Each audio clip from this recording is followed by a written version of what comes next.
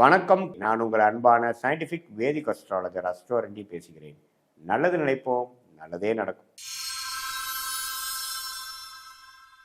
இந்த வீடியோவில் நம்ம என்ன பார்க்க போறோம்னா, மிதுன ராசிக்காரர்களுக்கு ஆகஸ்ட் 2026 எத்தகைய ஒரு பலாபலன்கள் நிறைந்த ஒரு மாதமாக இருக்க போகுதுங்கிறத சயின்டிஃபிக் வேதிக் அஸ்ட்ராலஜி முறையில் எதையும் மிகைப்படுத்தாமல் உள்ளது உள்ளவாறு டிகிரி அடிப்படையில் நம்ம பார்த்து இந்த அருள்வாக்கு சொல்கிற மாதிரியோ இந்த பரிகாரம் அப்படிலாம் போகாமல் மூடநம்பிக்கையில் போகாமல் ஒரு ஜாதகத்திலையும் ஒரு கிரகம் இப்படி இருக்கும் பொழுது, அதே மாதிரி உங்களுடைய ராசிக்கு இந்தந்த கிரகம் இது மாதிரி இடத்துல வரும் பொழுது எது மாதிரியான ஒரு பொது தாக்கத்தை கொடுக்க போகிறது அப்படிங்கிறத நம்ம இந்திய வேத ஜோதிட அடிப்படையிலான ஒளி தத்துவம் பிரகாரம் அறிவியல் சார்ந்த முறையில் நம்ம பார்க்க போகிறோம். இப்போ பாருங்கள், மிதுன ராசிக்கு பாருங்கள் எப்படி இருக்குது அமைப்பு அப்படின்னா, சனி 10ஆம் இடத்திலே நீடித்திருக்கிறார். தொழில் ரீதியாக வேலை ரீதியாக பல புரட்சிகளை செய்து கொண்டிருக்கிறீர்கள். ஒரு வருஷமாக பல முயற்சிகள் ஆகுது, சிலது பேக் ஃபயர் ஆகுது, சிலது ஜெயிக்கிறீங்க, சிலதெல்லாம் முன்னேற்றங்கள் நல்லா போகுது. அது மாதிரி விஷயங்கள் கொடுக்கக்கூடிய சனி 10ல் நீடித்திருக்கிறார். குரு 2ஆம் இடத்துல தன குடும்ப வாக்குஸ்தானத்திலிருந்து 8, 6, 10 பார்க்கிறார். ஸோ நிறையா கடன் கொடுக்கக்கூடிய விஷயங்கள், கடனை அடைக்கக்கூடிய விஷயங்கள், பணம் போக்குவரத்து அதிகமாக இருக்கக்கூடிய அமைப்பு, வருமானம் பல வகையில் வரக்கூடிய அமைப்பு, அதே சமயத்தில் கொஞ்சம் தூர பிரதேசம், நிறையா ட்ராவலிங் கொடுக்கக்கூடிய அமைப்பு, வேலை மாற்றங்களை கொடுக்கக்கூடிய அமைப்பு, தொழிலில் நம்ம ஊக்கத்தோட அதிக முயற்சியோட நிறைய லாபத்தை எடுக்கக்கூடிய அமைப்பு, இது எல்லாமே கொடுக்கக்கூடியது இருக்குது. ஸோ இந்த குரு 2ஆம் இடத்துல இருக்கிறது அருமையான ஒரு விஷயமாக இருக்குது. அதே சமயத்தில் ராகு கேதுகள் பார்த்திங்கன்னா, ராகு 9லும் கேது 3லும் இருக்கிறது ஓரளவுக்கு முயற்சிகளை எடுக்கக்கூடிய அமைப்புகள், அதுக்கு தகுந்த மாதிரி ஒரு பலன்களை எடுக்கக்கூடிய அமைப்புகள் தவறு இல்லை. இப்போது ராசியதிபதியாகிய புதன் பாருங்கள், ஒரு 2 நாளுக்கு அப்புறம் உங்களுக்கு கடகத்துக்குள்ள ஆகஸ்ட் 2, 3லேயே பார்த்தீங்கன்னா குருவோட சேர்றார். கிட்டத்தட்ட 3 வாரத்துக்கு குருவோட சேர்றது ராசியதிபதி அப்படி இருக்கிறது அருமை.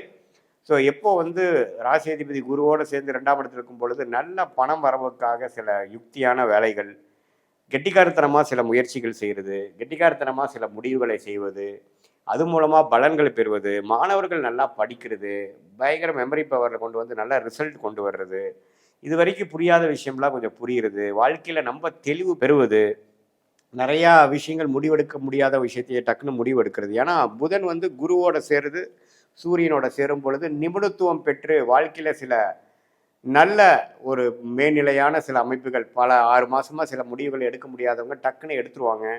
அடுத்த லெவலுக்கு போகக்கூடிய அமைப்புகள், கொஞ்சம் சொகுசாக இருக்கக்கூடிய அமைப்புகள், ரிஸ்க்கை குறைக்கக்கூடிய அமைப்புகள், அதே மாதிரி இது மாதிரி ஐடி, சாஃப்ட்வேர், அக்கௌண்டிங், ஆடிட்டிங் அது மாதிரி லைனில் இருக்கிறவங்களுக்குலாம் நல்ல மேன்மை, நல்ல க்ரோத்து, டக்குன்னு ஒரு ஆஃபரு, டக்குன்னு ஒரு ஆப்பர்ச்சுனிட்டி, இது வரைக்கும் புலப்படாத விஷயங்கள் புலப்படுதல், இது மாதிரி பல நல்ல விஷயங்களை கொடுக்கக்கூடிய ஒரு அமைப்பாக ராசியதிபதி குருவோடு சேர்க்கறனாலையும் சூரியனோட சேர்ந்து எந்த விதத்திலும் தவறான ஒரு சனி செவ்வாய் பார்வையில் இருக்காதனால மூளை நல்லா வேலை செய்யும், நல்லா சுறுசுறுப்பாக இயங்கக்கூடிய அமைப்புகள் இருக்குது. மாதத்தின் கடைசி 7 நாளுக்கும் பார்த்திங்கன்னா அவர் சிம்மத்துக்கு போகிறாரே ஒழிய அதுவும் தப்பு இல்லை. ஸோ ஓரளவுக்கு அந்த மிதுன ராசிக்காரர்கள் அலர்ட்டாக இருக்கக்கூடிய அமைப்பு, வாழ்க்கையில் என்னென்ன செய்யணுமோ ஒன்று விடாமல் அடுத்தடுத்து செய்து லேசினஸ் என்று சொல்லப்படுகிற அந்த சோர்வு, மனசோர்வு, சோம்பேறித்தனம் இதெல்லாம் கொஞ்சம் குறைத்து சுறுசுறுப்பாக இயங்கக்கூடிய ஒரு மாதமாகவும், சில விஷயங்கள் வாழ்க்கையில் பெறக்கூடிய ஒரு மாதமாகவும் இருக்குது. சுக்கிரன் 4ஆம் இடத்துலேயே நீடித்திருக்கிறது நல்ல அமைப்பு தான். இது மாதிரி வீடு, வண்டி, வாகனம் விஷயத்தில் கொஞ்சம் கேர்ஃபுல்லாக இருக்கணும். ஏன்னா சுக்கிரன் சனி பார்வையும் பெற்றிருக்கிறார், செவ்வாய் பார்வையும் பெற்றிருக்கிறார். ஸோ வீடு, வண்டி, வாகனம், தாயார் விஷயத்தில் கொஞ்சம் கேர்ஃபுல்லாக இருக்கணும். கொஞ்சம் வண்டி சேதாரமாக இருக்கோ அது மாதிரி விஷயங்களோ அது மாதிரிலாம் இருக்குது. ஸோ கொஞ்சம் எல்லாத்துலேயுமே நீங்கள் ஒரு வீடு, வண்டி இது மாதிரி இம்மூவபிள் ப்ராப்பர்ட்டிஸை கொஞ்சம் கரெக்டாக மெயின்டைன் பண்ணிக்கங்க. அதுக்கு சம்மந்தப்பட்ட விஷயங்களை பாதுகாத்து கொள்ளுங்கள். அதுக்கு வேணுங்கிற டாக்குமெண்ட்ஸ், அதுக்கு வேணுங்கிற இன்சூரன்ஸு அது மாதிரிலாம் போட்டுக்குங்க. ஏன்னா கரெக்டாக ஒரு சுக்கிர திசையாக நடந்துகிட்ருக்கிற டைமில் இது மாதிரி சனி செவ்வாய் தாக்கத்தில் சுக்கிரன் நீச்சமாக இருக்கும் பொழுது சிலதெல்லாம் கொஞ்சம் தவறான கைமீறி போகக்கூடிய அமைப்புகள்லாம் இருக்குது. ஸோ அது கொஞ்சம் கேர்ஃபுல்லாக இருக்கக்கூடிய அமைப்புகள். மற்றபடி பயப்படுறதுக்கு ஒன்றும் இல்லை.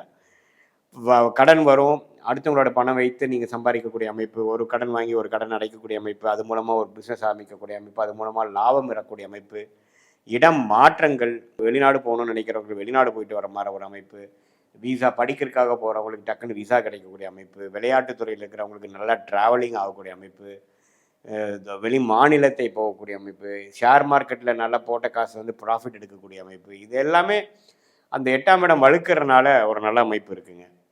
ஸோ பேச்சு மூலமாக பொழைக்கக்கூடியவர்கள், சொல்லிக் கொடுக்கும் வேலையில் இருக்கிறவங்க, இது மாதிரி கன்சல்டிங் வேலையில் இருக்கிறவங்களுக்கெல்லாம் நல்ல முன்னேற்ற பாதை அமைக்கக்கூடிய ஒரு காலகட்டமாக இந்த ஆகஸ்ட் 2026 மிதுன ராசிக்காரர்களுக்கு எல்லாமே ஓவராலாக தொழிலாக இருந்தாலும் சரி, அவங்களுடைய அந்தஸ்தாக இருந்தாலும் சரி, அவங்களுடைய வருமானம் பொருளாதாரமாக இருந்தாலும் சரி, இன்னும் கொஞ்சம் கடன் முழுசாக முடிக்க முடியலனாலும் அடுத்த ஸ்டேஜ் நல்ல ஏர்னிங் இன்க்ரீஸ் பண்ணுற மாதிரி சில விஷயங்கள்லாம் வந்து பாசிட்டிவாக நம்ம செய்து ஒரு ஃப்யூச்சரில் நம்ம லாங் ஸ்டாண்டிங்காக நம்ம ஜெயிக்கிறதுக்கு வேணுங்கிற ஃபவுண்டேஷனை செய்யக்கூடிய அமைப்புகளை நிறைந்ததான ஒரு மாதமாக மிதுன ராசிக்காரர்களுக்கு ஆகஸ்ட் 2026 இருக்குது. இது பொதுவான பலன்களை தவிர உங்களுடைய ஜென்ம ஜாதகத்தில் எது மாதிரி தசாபுக்திகள் போய்கொண்டு இருக்கிறது, நீங்கள் எந்த லக்னத்தில் பிறந்தீங்க அப்படிங்கிறத திருக்கணித பஞ்சாங்கத்தில் உங்கள் பிறந்த தேதி, பிறந்த நேரம், பிறந்த உரை வைத்து நம்ம போட்டு பார்த்து அதில் எந்த மாதிரி ஒரு விஷயங்கள் போய்கொண்டு இருக்கிறது, உங்களுடைய லக்னத்துக்கும் ராசிக்கும் உள்ள வேறுபாடுகள் என்ன, எந்தெந்த கிரகம் அதிகமான வலிமையாக இருக்கிறது, இப்போ நம்ம பேசிகிட்டு இருக்கக்கூடிய தச புக்தி நாதன்கள் வந்து கோச்சாரத்தில் எப்படி இருக்குங்கிறதை முதல் சொன்ன பொது பலனையும் சேர்த்து வைத்து பார்க்கும் பொழுது உண்மையே அடுத்து வரக்கூடிய ஷார்ட் டேர்ம் என்ன, லாங் டேர்ம் என்ன, எது மாதிரி விஷயங்கள் நமக்கு தென்படுகிறது, எது மாதிரி விஷயங்கள் நம்ம வந்து சூஸ் பண்ணலாம், எது மாதிரி விஷயங்கள் நம்ம சூஸ் பண்ண வேண்டாம், எப்படி பண்ணால் நம்ம ஜெயிக்க முடியும், எந்த துறை நமக்கு சாதகமாக இருக்குது, எந்த காலகட்டத்தில் நமக்கு நிவர்த்தி வருது, எந்த காலகட்டத்தில் நமக்கு கடன் அடையுது, எந்த காலகட்டத்தில் நமக்கு வந்து வம்பு வழக்குகள் பிரச்சனையை நீங்கி கொஞ்சம் பிரச்சனை இல்லாத வாழ்க்கையாக நம்ம வாழ போகிறோம், எப்போ நமக்கு next level of changes in job, next level of progress in business, எப்போ நம்ம வந்து அடுத்த லெவலுக்கு போக முடியும், வெளிநாடு வாய்ப்புகள் எப்போது, வேலை வந்து தேடிட்டு இருக்கிறவங்களுக்கு வேலை எப்போ கிடைக்கும், அது மாதிரி விஷயங்கள்லாம் உங்களுடைய ஜாதகத்தில் தசா புக்தி அந்தர சூக்ஷமம்